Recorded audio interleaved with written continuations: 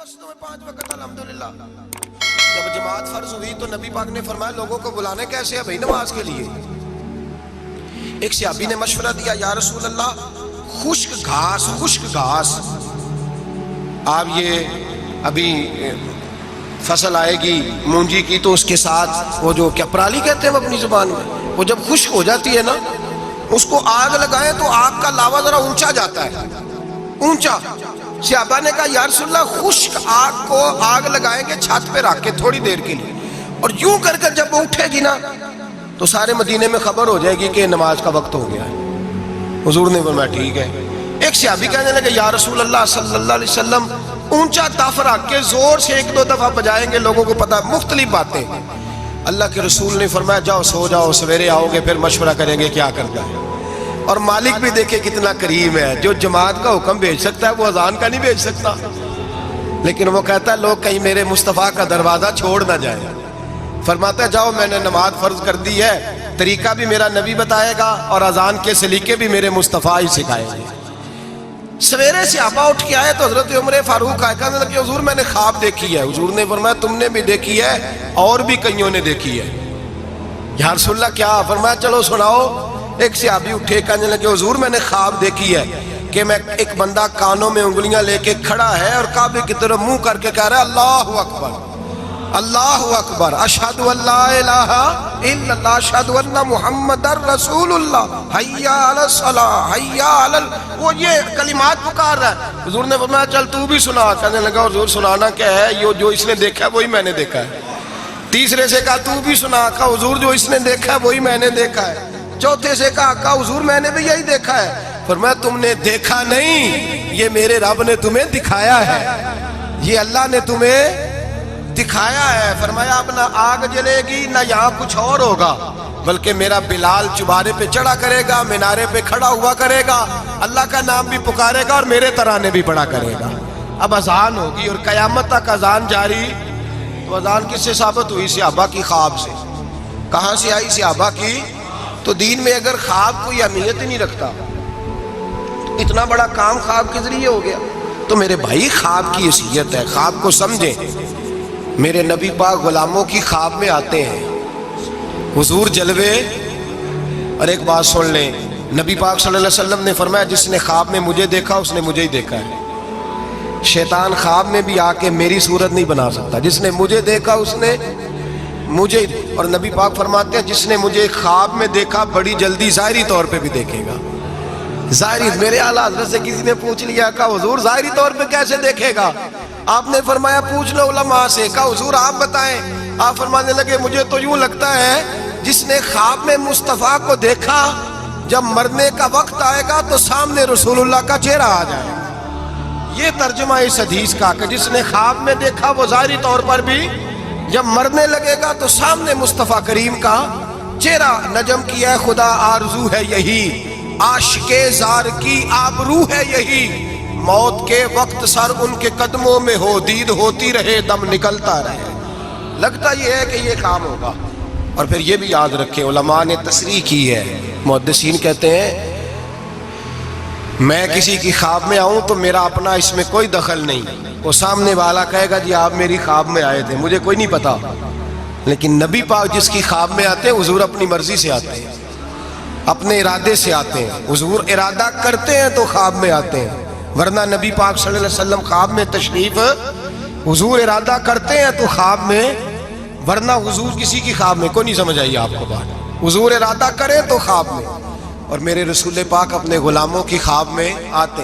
امام سخاوی نے لکھا ہے, علامہ صبوری نے لکھا ہے, مولا علی شیر خدا کرم اللہ تعالی وجہ الکریم, آپ فرماتے ہیں بڑا دیر ہو گئی حضور کے وصال ظاہری کو, کئی سال بیت گئے, لنگ کئی مہینے تے برس گئے, تیری دید نو دیدے ہی ترس گئے. فرماتے ہیں دل کرتا تھا حضور کا جلوہ نظر آئے. دور تھا حضرت عمر کا, میں درود پڑھتے پڑھتے سو گیا, مجھے خواب میں رسول پاک کا دیدار نصیب ہوا. اور دیدار اس طرح نصیب ہوا کہ اللہ کے رسول فجر کی نماز پڑھا رہے ہیں, میں پیچھے نماز پڑھ رہا ہوں اور پہلی صف میں 21ویں نمبر پہ میں کھڑا ہوں. نبی کریم علیہ السلام نے نماز پڑھائی تو مزہ آ گیا. نماز کے بعد حضور نے غلاموں کی طرف رخ پھیرا, ایک کھجوروں کا ٹوکرا آیا, اللہ کے رسول کھجوریں نکال نکال کے تقسیم کرنے لگے. 20 صحابہ کو دی تو 21واں نمبر میرا بھی آیا. حضرت علی کہتے ہیں میں خواب دیکھ رہا ہوں, خواب میری وچ ماہی آیا تے میں گل وچ پا لئیاں باواں, ڈر دی ماری اکھ بھی نہ کھولا کتے پھر بچھڑ نہ جاواں. کہتے ہیں میں نے دیکھا حضور نے کھجور اٹھائی, اس کو صاف کیا, مجھے دی. فرماتے کچھ کھجور کا مزہ, کچھ دست مبارک کا مزہ, کمال ہی ہو گئی, اتنا ذائقہ آیا. حضرت علی فرماتے ہیں دل بڑا کرتا تھا کہ ایک کھجور اور مل جائے, پر سب کو ایک ایک ملی تھی, میں نے مطالبہ نہیں کیا. فرماتے ابھی کھجور کھا ہی رہا تھا کہ مسجد میں اذان کی آواز آئی. میرے دل سے ہاں نکلی کہ یار کبھی تو ٹھہر جاتا نا, تھوڑی دیر کبھی ٹھہر جاتا نا, ذرا ٹھہر جا مؤذن, میرا دل دہل رہا ہے, تو ذرا ٹھہر جاتا. کہتے ہیں اٹھا, وضو کیا, سنت پڑھی, بوجھل قدموں سے مسجد گیا, پہلی صف میں کونے میں بیٹھ گیا. مکبر نے اقامت کہی, عمر مصلی پہ کھڑے ہوئے. کہتے ہیں میں چونکا اس وقت جب عمر فاروق نے بھی وہی صورتیں شروع کر دیں جو رات خواب میں رسول پاک نے پڑھی تھی. میں بڑا حیران ہوا, نماز مکمل کر کے عمر بھی اسی طرح دیوار سے ٹیک لگا کے صحابہ کی طرف منہ کر کے بیٹھے جیسے نبی پاک بیٹھے تھے. حد ہو گئی کہ کھجوروں کا ٹوکرا بھی آ گیا. کہتے ہیں فاروق اعظم بانٹنے بھی لگے, 21واں نمبر میرا بھی لگ گیا. عمر نے کھجور دی تو ذائقہ بھی بڑا ہی آیا. حضرت علی شیر خدا فرماتے حضور سے تو ادب کی وجہ سے مانگ نہیں سکا تھا, عمر اپنا یار تھا. ایک کھجور کھائی تو میں نے کہا عمر یار ایک اور دے دے. تو کہتے فاروق اعظم نے ٹوکری میں ہاتھ رکھا, کھجور صاف کی, میں سمجھا ملنے لگی ہے. عمر نے صاف کر کے اٹھا کے دوسرے صحابی کو دے کے کہنے لگی علی چپ کر یار, اگر رات کو نبی پاک سے دوسری مانگتا تو میں بھی سویرے تجھے دوسری دے دے. حضرت جناب سیدنا علی المرتضیٰ فرماتے عمر بھی رونے لگے اور میں بھی رونے لگا, وہ بھی تڑپے اور میں بھی تڑپا. تو کہنے لگے علی تو کیا سمجھتا ہے, مصطفیٰ نے تیری جولی میں خیرات ڈالی ہے. وہ حبیب رات روضہ انور سے نکلے ہیں تو سب کے گھروں کو روشن کر کے گئے ہیں, وہ میرے اوپر بھی بڑا کرم فرما کے گئے. بھائی حضور جس نے مجھے دیکھا اس نے مجھے ہی دیکھا. حضرت علامہ نورانی رحمت اللہ تعالی علیہ نے ایک دفعہ کہا کہ بھئی تم لوگ زیادتی کرتے ہو, وہاں جن لوگوں کی حکومت ہے عرب میں ان کو للکارا کہا تم ظلم کرتے ہو, یہ تمہارے عقیدے صحیح نہیں. وہاں ایک شخص نے بڑی غلط کتاب لکھی تھی, اس نے کہا تھا نبی پاک کا جو روضہ ہے گنبد ہے وہ سب سے بڑا بت ہے. علامہ نورانی نے احتجاج کیا تو شور ہو گیا کہ شاید پابندی لگ گئی ہے, یہ مدینے نہیں جا سکتے. تو صحافی جو ہوتے ہیں یہ بال کی کھال اتارتے. نورانی صاحب ایئرپورٹ پہ تھے تو صحافی قریب کیا, کہنے لگا سنا ہے آپ پہ پابندی لگ گئی ہے, وہاں جا نہیں سکتے. آپ فرمانے لگے یہ میرا اور میرے خدا کا معاملہ تم کیوں پوچھتے ہو, میرا اور میرے رسول کا معاملہ تم کیوں پوچھتے ہو, چھوڑو لگ گئی ہے.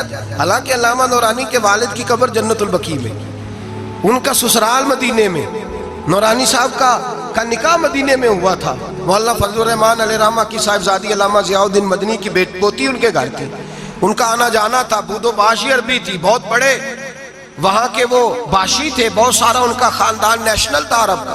کہا جناب پہ پابندی لگ گئی ہے. کہنے لگے یار میرا اور نبی پاک کا معاملہ ہے, تم کون ہوتے ہو. لیکن بات چھوڑ ہی نہیں رہے تھے, بار بار بات ہوتی. وہ کہتے تم کوئی اور سیاسی بات کرو, ملک کی بات, بار بار بات ہوتی. صحافی نے پکڑ ہی لیا, کہنے لگا علامہ بتانا پڑے گا, آپ تو حضور سے محبت کا دعویٰ کرتے ہیں اور آپ لوگوں کا خیال ہے کہ سال میں مدینے چکر نہ لگے تو سال نہیں گزرتا. اتنے عشق کا دعویٰ اور پابندی لگ گئی ہے تو کیسے جاؤ گے. تو علامہ نورانی نے صحافیوں کے بیچ کھڑے ہوئے موٹا جملہ کہہ دیا, بڑی بات کہہ دی. پلٹ کے دیکھا, کہنے لگے میں نے وضو کیا ہے اور 66 سال سے ہر سال مصلی رسول پہ کھڑے ہو کے قرآن سناتا ہوں, اور زندگی میں کوئی بڑے سے بڑا آدمی 36 سال سیاست کے باوجود 1 روپے کی کرپشن کا الزام نہیں لگا سکا. میں کرائے کے مکان میں رہ کے وقت گزارنے والا شخص ہوں, میں فقیر مصطفیٰ ہوں, تم کیوں اس طرح کے سوال کرتے ہو. کہنے لگے مولانا بتائیں, پھر بتاتے کیوں نہیں.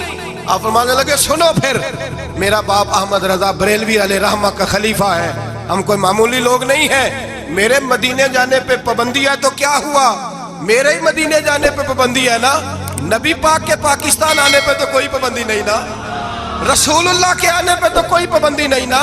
فرمایا ہم عشق کے بندے ہیں, کیوں بات بڑھائی ہے. میں ایک دفعہ رو کے درود پڑھوں گا, میرا نبی مجھے دیدار کرا جایا کرے. میرے گھر میں آ کے حضور دیدار کرا دیں گے.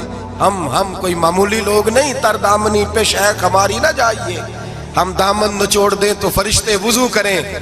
اور صحابی کہنے لگا میں نے بھی ساری زندگی سیاستدان دیکھے, دنیا دیکھی, اور میں تو پینٹ کوٹ پہن کے انٹرویو لینے آیا تھا, لیکن مولانا کی بات دل سے ٹکرائی. مجھے کبھی نہیں پتا تھا کہ محبت رسول کیا ہوتی ہے. میرے بھی آنسو نکل گئے اور میں بھی پلٹ کے مولانا کے ہاتھ چومنے لگا.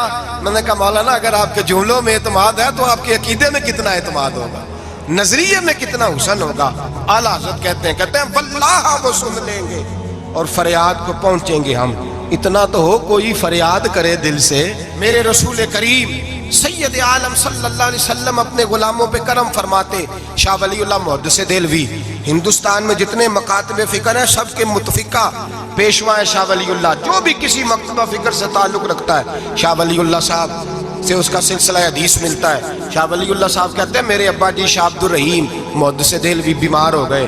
ساری زندگی نبی پاک کا دین پڑھایا, ساری زندگی حضور کے فرمان سے لوگوں کو آگاہ کیا, قرآن و سنت کا درس دیا, فالج ہو گیا, لوگ باتیں کرنے لگے. کہتے ہیں میرے والد صاحب کہتے ہیں میں رونے لگا کہ یا رسول اللہ میں کسی اور کا تو نہیں, میں تو آپ کا ہوں, نظر کرم ہونی چاہیے.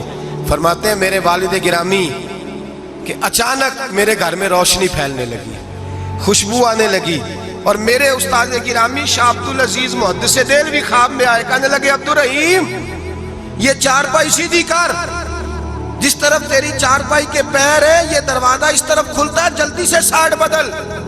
کہتے ہیں میں نے فٹافٹ شاگردوں سے کہا سائیڈ بدل دی. میں نے کہا استاد جی کیا ہونے لگا ہے؟ کہنے لگے تیرے گھر میں رسول اللہ تشریف لا رہے ہیں, نبی پاک کی جلوہ فرمائی کا وقت ہے.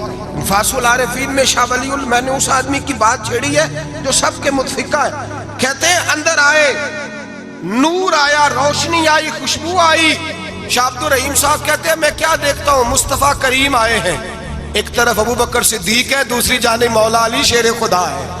فرماتے حضور تشریف لائے, اپنا کوئی ملے تو دکھ سارے یاد آ جاتے ہیں. کہتے ہیں وہ بیماری کا دکھ, ایک تنہائی, ایک غربت, ایک بیماری, ایک بڑھاپا, ایک لوگوں کے تانے. حضور کو دیکھا نا تو میرے آنسو دریا کی طرح بہے. کہتے ہیں رسول پاک میرے قریب آئے, میں فالج زدہ تھا, اٹھ نہیں سکتا تھا. چارپائی پہ بیٹھے بیٹھے میں نے حضور کے سینے پہ سر رکھ دیا اور رونے لگا. میرے آنسو حضور کے کرتے پہ گرنے لگے. کہتے ہیں نبی پاک کی داڑھی مبارک میرے چہرے سے لگنے لگی. اتنی تسلی دی محبوب نے, اتنی تسلی دی کہ فرماتے اگلے پچھلے سارے غم ہی میں بھول گیا. مجھے لگا کہ دنیا کا خوش قسمت خوش نصیب شخص میں ہوں اور مجھے فرشتے جن اور انسان سلامی دینے آ رہے ہیں. شاہ عبد الرحیم صاحب کہتے ہیں جہاں جہاں درد تھی نبی پاک نے دستے شفا پھیرنا شروع کیا. کہتے ہیں ہاتھ حضور کا لگتا گیا, شفائیں اللہ عطا فرماتا گیا. فرماتے شفائیں دوڑ گئیں, خوشبوئیں پھیل گئیں, طاقتیں آ گئیں. فرماتے حضور نے تھپکی دی, کہا بس کر دے, میں آج ہو گیا ہوں, میں آج ہو گیا ہوں. تسلی دی مصطفیٰ کریم, تسلی. خواب میری وچ آیا ماہی, میں اودے گل وچ پا لئیاں باواں, پھر ڈر دی ماری اکھ بھی نہ کھولاں, کتے پھر وچھڑ نہ جاواں. چر ہویا مینوں ترلے لیندیاں, کدی موڑ میرے ول واگاں. خواب میری وچ ایک وار جے آویں میں ساری عمر نہ جاگا. کہا نبی پاک بس کرنا, آج ہو گیا ہوں. کہتے میرا دل کیا کہ حضور جا رہے ہیں تو کوئی تحفہ ہی عطا کر دیں. اور پھر دل کیا کہ کبھی حضور اپنی داڑھی کے 2 بال مبارک منہ مبارک دے دے تو میرے نصیب چمک جائے.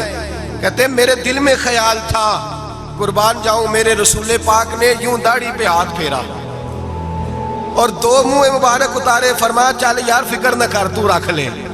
کہتے حضور نے مجھے دیے. اللہ کے حبیب جانے لگے, دروازے تک پہنچے تو میں نے اپنی چارپائی کو ٹٹولا تو بال ہی نہیں. میرے دل میں خیال آیا منہ مبارک کہاں گئے.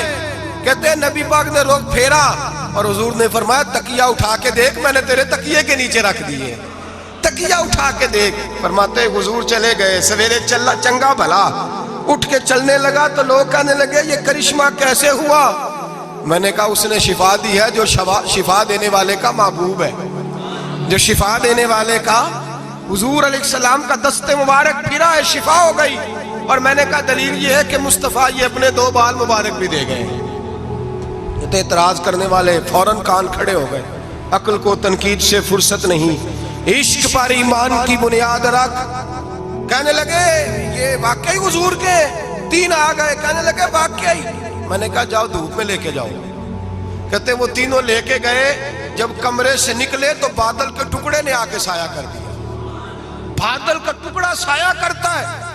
ایک مان گیا, 2 کہنے لگے جی اچانک ہو گیا. میں نے کہا دوبارہ جاؤ, 1 بار نہیں 2 بار نہیں 100 بار جاؤ. میں رسول اللہ کا نوکر ہوں, میں نوکری کر کے کھاتا ہوں, جھوٹ بول کے نہیں کھاتا. میں حضور کے نام پہ جھوٹ بولوں گا؟ اور جس کو نوکری کرنے سے وہ راج کے دے, اسے جھوٹ بولنے کی کیا ضرورت ہے؟ فرمایا وہ دوسری بار گئے, سایہ پھر ہوا, آ کے میرے قدموں سے لگ گئے.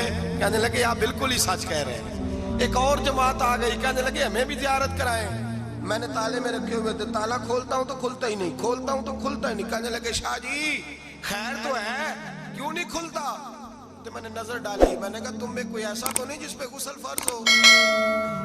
غسل فرض ہو.